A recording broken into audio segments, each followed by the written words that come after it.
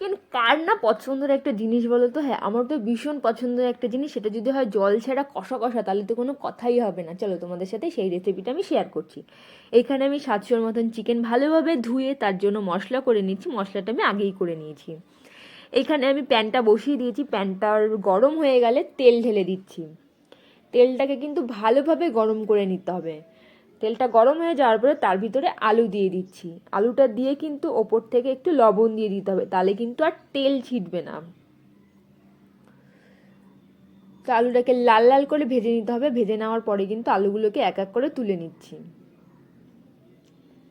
তুলে নেওয়ার পরে ওই তেলেই একটা শুকনো লঙ্কা, একটা তেজপাতা আর গোলাপের পাপড়ি আর কিছুটা দারচিনি দিয়ে দিচ্ছি। মশলাটাকে ভালো করে লাল লাল করে ভেজে নিয়ে তার উপর থেকে পেঁয়াজ দিয়ে দিচ্ছি। পেঁয়াজটাকে যখন ভাজতে ভাজতে বাদামি কালার হয়ে যাবে, তখন কিন্তু মশলাটা দিয়ে দিতে হবে।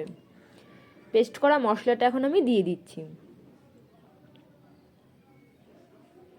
মশলাটা দিয়ে এবার ভালো করে কষিয়ে নিতে হবে। একটা জিনিস মাথায় রাখতে হবে, মুরগির মাংসর মশলা যত ভালোভাবে কষাবে তত কিন্তু মাংসর টেস্টটা বাড়বে। তো এখানে কিছুক্ষণ কষানোর পরে কিন্তু আমি হলুদ দিয়ে দিচ্ছি। কিছুক্ষণ কষানোর পরেই কিন্তু হলুদটা দেবে। আর তার কিছুক্ষণ পরে যখন দেখবে তেল ছাড়ছে হালকা হালকা, তখনই কিন্তু লবণ দিয়ে দিতে হবে। লবণটা কিন্তু একটু পরেই দিতে হবে। দেন মশলাটা দিয়ে যখন আমার একটু লেগে লেগে যাচ্ছিলো, তখন আমি ওই পেস্টের ধোয়া জলটাই দিয়ে দিচ্ছি। সেটা দিয়ে কিন্তু আমি ভালো করে আবার কষাবো। তো কিছুক্ষণ কষানোর পরে এবার আমি টমেটো দিয়ে দিচ্ছি। টমেটো দিয়ে কিন্তু এবার আমি মাংসটা দিয়ে দেবো। মাংসটা দিয়ে কিছুক্ষণ কষানোর পরে এখন আমি আলুগুলো দিয়ে দিচ্ছি।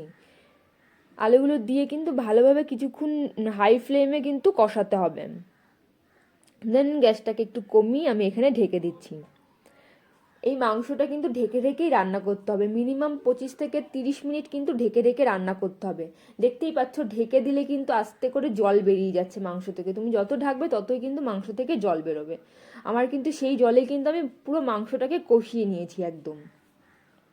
আর কষানো হয়ে গেলে তুমি নিজে নিজেই বুঝতে পারবে, তখন পুরোটা তেল ছেড়ে দেবে তোমাকে। এখানে আমার রান্নাটা প্রায় হয়ে এসছে, তখন আমি একটু চিনি দিয়ে দিয়েছি। আর চিনি দিলে কিন্তু সব কিছুর ব্যালেন্সটা ঠিকঠাক থাকে। পুরো আমার কষানো কমপ্লিট। আমি কিন্তু এখন গরম মশলা দিয়ে দিচ্ছি। আর গরম মশলা দিলেই কিন্তু মাংসটা হয়ে যায়, তোমরা নামিয়ে নিতে পারো। কেমন লাগলো আমার রান্নাটা? অবশ্যই রান্নাটা ভালো লাগলে কিন্তু অবশ্যই আমার চ্যানেলটা সাবস্ক্রাইব করো, লাইক কমেন্ট শেয়ার করো। টাটা।